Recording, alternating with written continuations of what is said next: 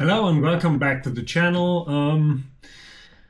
I had a lot of problems lately with my live streaming, with my internet connection, so I'm just gonna try this for once, and I'm keeping it short and sweet because I don't know if this is even working. So I'm pre-recording this and I'm trying to upload it later. So this is the first time for me to do this. Stay tuned for more videos of that kind if you like it. So this is my prediction for the UFC 315. And we're gonna hop right into it because, as I said, I'm gonna keep it short and sweet, I hope, to see if it even works. Okay. We move on to the first fight of the night. We have the bantamweights, Brad Katona versus Beksad Almakhan. About this fight, I think Brad Katona is pretty well rounded and he has a pretty high fight IQ. But sadly, his fighting style is not the most attractive. Because he's just trying to control the distance and nullify the attacks of his opponent. Maybe put in a little bit of clinch work along the fence if he can get a takedown. But yeah, as I said, he usually ends up in rather boring fights because he just tries to nullify. So if he has a successful fight, his opponent doesn't land anything, but he doesn't land much either. So yeah, enough said about that. Almakhan, on the other hand, is a pretty dynamic striker who lately has only lost to Umar Nurmagomedov, and that's no shame in that, because if he did not break his hand early in the fight against Merab, we don't know what would have happened. So no shame in losing to Umar. Yeah. I don't think Almakhan is going to take any type of positional domination by Brad Katona. He's just going to get out of it and won't be controlled. On the other hand, I don't think Brad Katona is going to get finished because he's really hard to finish. Let me just check if he has been finished at all in his career. I'm not sure about that. Let me check. One sec.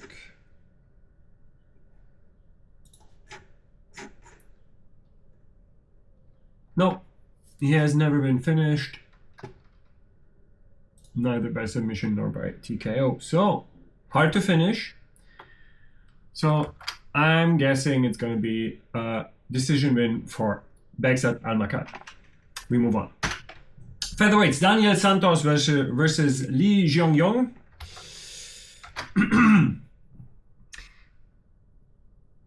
That fight's really tough to predict. They both are prospects, but they already lost in the UFC. Both did. I think that Santos' striking will be a big problem for Jeong-yong. He might get some control time, but I think sooner or later Daniel Santos is going to land a bomb on him, hurt him, and finish him. I'm guessing TKO for Daniel Santos. We move on. Last fight of the Fight Pass prelims, we have in the middleweight division, we have Marc-André Barriault versus Bruno Silva.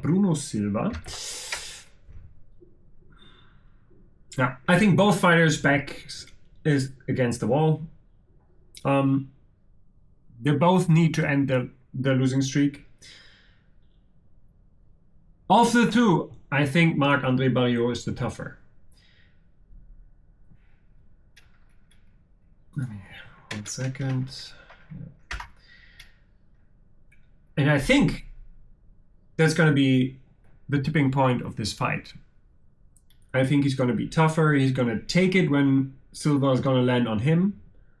But I don't think that Silva is going to be able to withstand Barriault's pressure. I think he's going to get it done. I don't think he's going to finish him.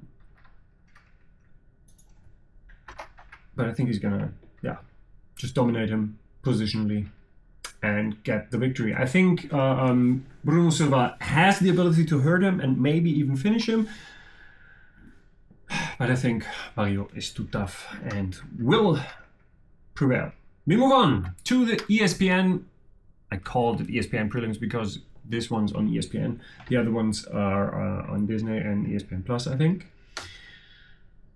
First fight of the prelims on ESPN is the light heavyweight division. We have Navajo Sterling versus Ivan Erslan. Yeah, about this fight, they're both strikers and they're both finishers. But Ivan Erslan has already shown that he can be chinned too. Navajo Sterling, on the other hand, has shown that he has a rather granity or iron chin.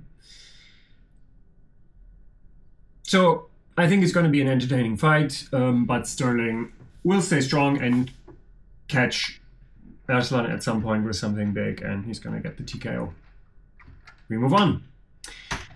Stay in the light heavyweight division. We have Modestas Bukauskas versus Ion Cutelaba. The man with the worst, I think the worst looking injury, and I include Anderson Silva and Chris Weidman's leg breaks. I think the way Bukauskas' leg folded against Khalil Rountree, the worst I've ever seen. No, okay, I've seen the cyborg dented forehead. That might be the worst.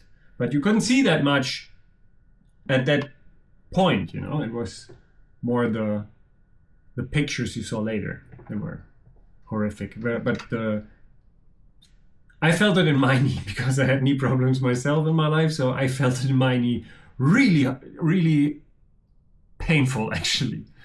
So I'm really sympathetic towards Modestas Bukauskas because I think coming back from that within a year and going on this streak he is on, it's just nice to see. Very nice to see. Let's see. I think he's on a 3-fight winning streak now. No, 2-fight winning streak. Oh, he lost in between. He lost once to Vitor Petrini. Yes, he got caught. Yes, he got caught that one time.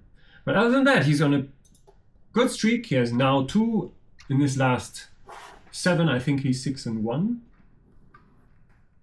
Ion Cutelaba, on the other hand, the Hulk,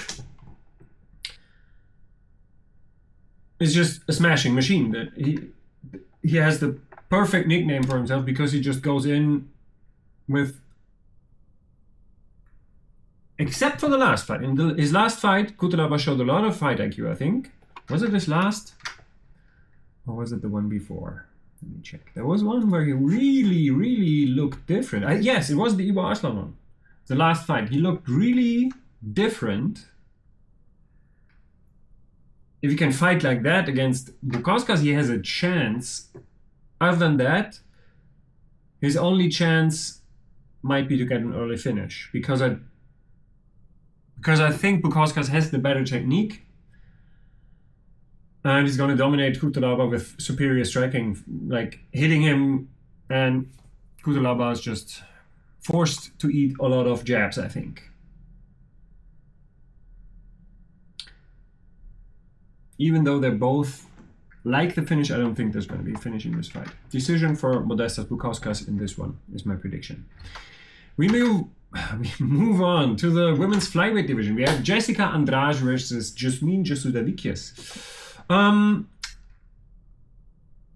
me, that's not really an interesting fight because to me, it's a really tough fight for Jessica Andrade. In her past, she has struggled with really good grapplers, especially in the heavier division, because she was making strawweight at the beginning of her UFC career. She even fought at 135 and she got dominated there as well. If I'm not mistaken, let me double check that one. I can't. Or can I by names? Yes, to Raquel Pennington, of course she's bantamweight. Sarah Moraz, of course bantamweight. Marianne Renault. She fought at bantamweight first. I was outsized by a lot of girls and outgrappled by a lot of girls. She later showed that she has a lot of one-punch power.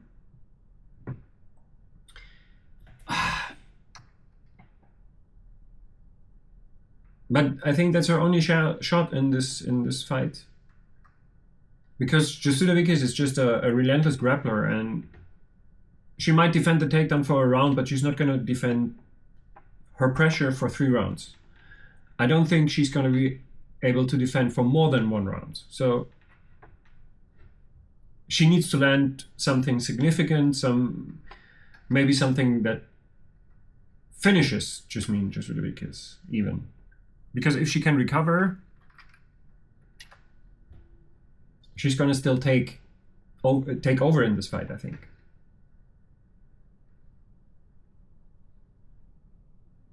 Yep, tough fight for Jessica Andrade, I think. To me, decision Jasudavicius.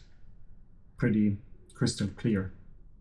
Because Jasudavicius might be the best pure wrestler at 125, besides Suarez maybe. But other than that, I don't think there's anyone that can wrestle like Jasudavicius. But we're gonna get to a grappler that might be the better grappler than Jasudavicius. But we're gonna talk about that later. We move on for now to the welterweights. We have Mike Malott versus Charlie Radke. Yeah. They both have a decent record in the UFC, and they both like a finish. But Malott, in my opinion, has way more ways, has more ways to win this fight. He just mustn't gas like he did against Neil Magny. He looked very good in this fight against Neil Magny until he gassed out. And then Neil Magny took over and looked great after. But Malott looked really good in that fight until he gassed. Close one. Charlie Radke is very tough.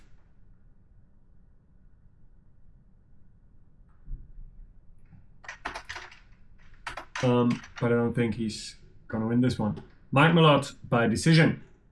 We move on to the main card. And the first fight of the main card is Benoit Saint-Denis versus Kai Prepolec. I'm not sure. Well, this fight is a last-minute replacement, so I won't cry about unfair and fighting down the ranking or so far up and stuff like that. Yeah, Prepolec is on a 3-fight winning streak after his first UFC stint, basically. But he has lost to a lot of pressure fighters in the past. And Benoit Saint-Denis is pressure personified. So, yeah, I doubt it's going to go well for Kai Prepolec. And Prepolec, maybe? He's from Canada. Maybe Prepolec. Let's say Prepolec. Because in the UFC, he lost to Austin Hubbard and Nordin Taleb, another Canadian, by the way. And those are basically pressure fighters. Hubbard more than Taleb, but yeah.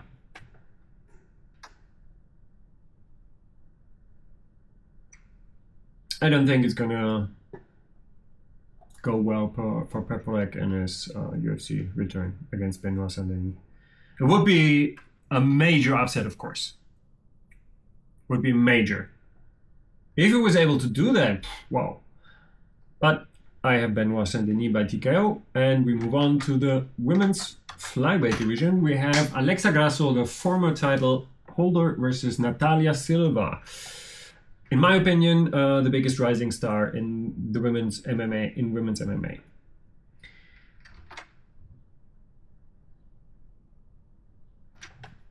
I have to say, Alexa Grasso has looked very, very good in the last couple of years. But I stated before in a stream about past events that I believe that Natalia Grasso might be the future of women's MMA in total. She's very, very skilled. She's beautiful. She's very likable. Maybe she probably should if she wasn't. If she's just going for the title, that's fine. If she wants to make more money with it, get an English coach, and you'll make double, I think. No problem. If you start talking English in the interviews, I think you make double of what you will make without English. So yeah, I would advise to do that. Yeah, Natalia Silva has submitted most of her opponents. Submitting Grasso, that's very tough. So I think it's going to be a decision for Natalia Silva. In 5 rounds, I think she would get the submission at some point, but in 3, I think decision for Natalia Silva. That's my pick. We move on. Bantamweight division. Jose Aldo Jr. versus Ayman Zahabi. I don't like this fight. I was as unhappy with this fight as it was announced as a big part of the MMA community that felt it was a disrespect to Jose Aldo after the performances he had, and then to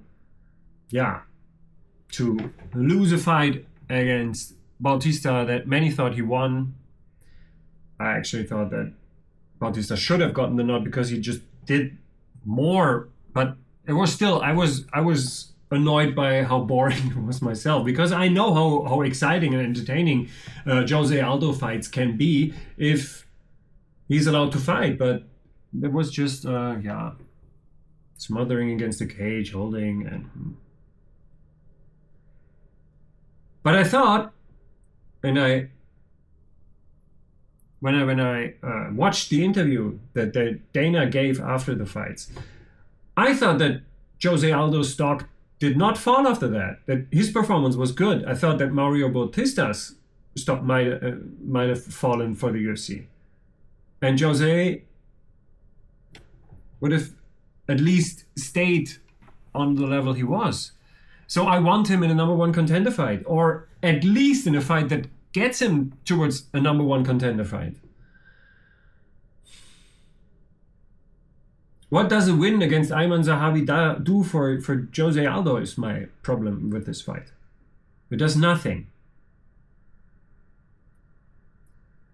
No offense to Ayman Zahabi, you're a good fighter, but you're not ranked high enough for Jose to get a title shot of this fight.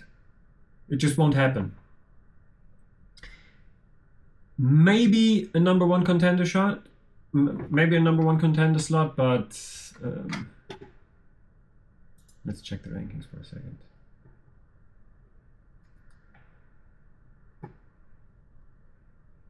Yeah, they both dropped so far. But if he fought like a rematch with Marlon Vera, for example, or Song Yadong. Song Yadong just had a fight, no? Doesn't work, no? It's not, he could have. 3-month turnaround, that's possible. Yeah.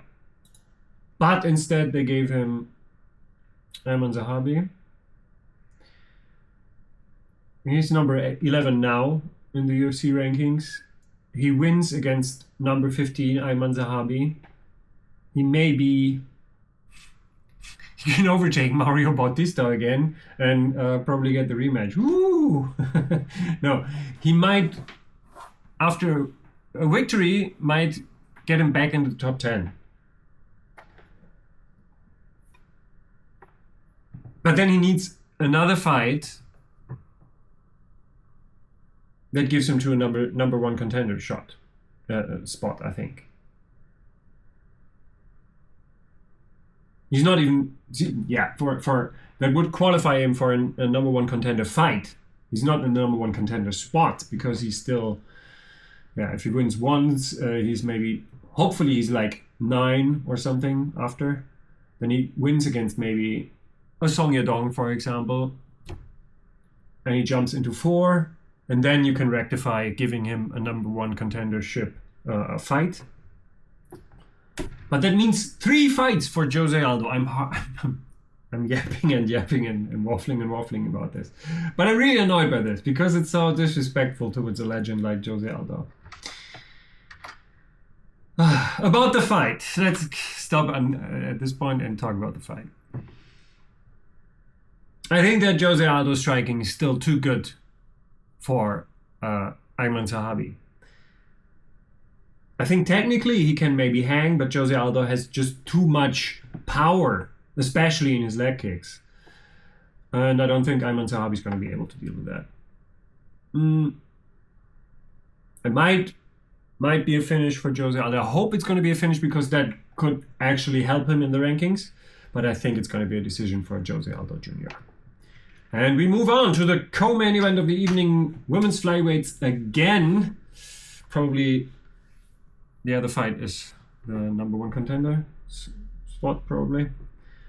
So we have Valentina Shevchenko, the champion, versus Manon Fiorot. I'm torn in this fight. Fiorot has been perfect in the UFC so far. But Shevchenko is not easy to beat, especially not by decision. In the past, I said this, and I stand by it, that Valentina has not evolved in the last couple of years. She has a really good set of skills, but nothing, no new wrinkles, you know? The one new wrinkle came after she got, I think, who beat her? Probably Nunes.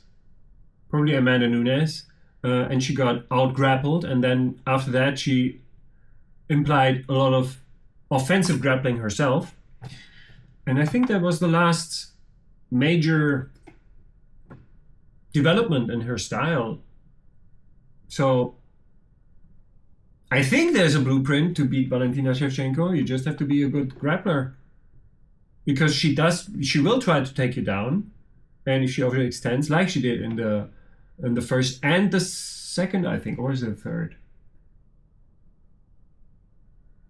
She got submitted in the first fight, and I'm not sure if it was the second or the third fight where there was a lot of danger at one moment that history would repeat itself. I'm not sure which one it was. Doesn't matter. I think the blueprint is there. The girls in the position just can't imply it. And Manon Fiorot might be strong enough to use what you know about the weaknesses of Valentina Shevchenko. Counter wrestle her. If she tries to take you down, reverse her, or even better, sprawl her hard, I think.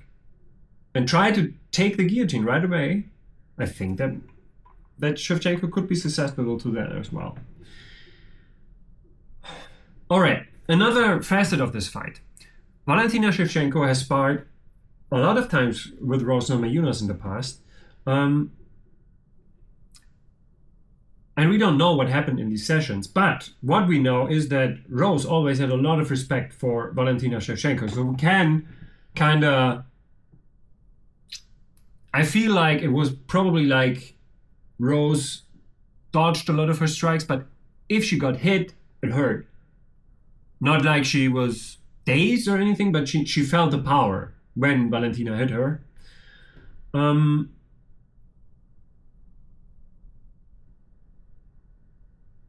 I think they had pretty good sparring sessions. And Manon Fiorot did fight Rose Namajunas. And I believe, I hope I'm not getting crucified for this, but I believe that Rose would have won that fight if she didn't dislocate her finger. I even believe that she would have won that fight if Pat Barry would have tried to pop it in instead of saying, no, fuck your finger. Because it was like bent 90 degrees and was always in the way. If they just tried to pop it once and put it back in, might have been... If they keep on fighting anyways, the best thing for the finger would have been to stop the fight. But if she wanted to fight anyways, put the finger in a position where it doesn't get bent even further and further, because it's already, you know, I can't show you because it's gonna hurt if I bend my finger this way. But they should have done that, in my opinion. But yeah. That being said, I believe that Valentina is stronger and she hits harder than Rose. If she doesn't make a big mistake, I think she's going to take a decision. As I said, I think Fiorot has the physical attributes to defeat Shevchenko, but it should be off of counter wrestling, I think. Because Shevchenko at some point will go for the takedowns, she always does. And she's at her most vulnerable when she does that. So, we'll see if Fiorot can capitalize, but I don't think she will. I think it's going to be a decision, and Shevchenko is going to stay the champion for the women's flyweight division. Moving on, the main event of the evening, we have the welterweights Belal Muhammad versus Jack Della Maddalena. I have to say, as much as I want JDM to win this, it looks very, very grim for him. He has never fought a wrestler even close to the credentials of Belal. Not even close. There's no one. I mean, if you look at the people JDM has beaten in the last years, the best grappler, for sure, Gilbert Burns in his last fight, and he had a great performance. But the fight was close until he hit the knee. And Burns did pressure him a lot with his wrestling, and Gilbert Burns is not a wrestler. He's a good grappler, but he's not great at taking you down. He's great at, when you're on the ground, finishing you, or by getting some sort of submission, or improving his position over you. That's where Gilbert Burns' strengths are. But he's not, the power double is not Gilbert Burns' bread and butter. None of these guys. Randy Brown, I think, has a pretty good college wrestling background. But still, Randy Brown, not Kamaru Usman or Colby Covington even. There's probably a couple of grapplers in here, but I recognize none of them. So, yeah, I stand by it. Jack Della Maddalena has never fought a wrestler of the caliber of Belal Muhammad.